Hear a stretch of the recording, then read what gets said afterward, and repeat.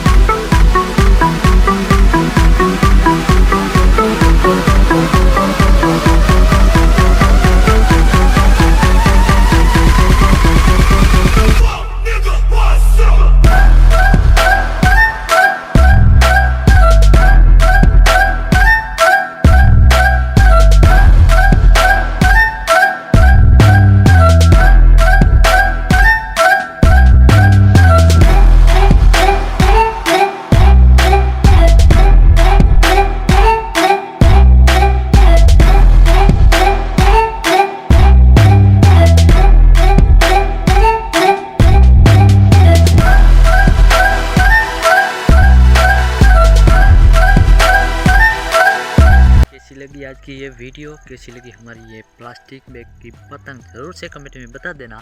आगे कैसी वीडियो चाहिए वो भी कमेंट कर देना। मिलते हैं नेक्स्ट वीडियो में, तब तक के लिए जय हिंद जय भारत। Thanks for watching.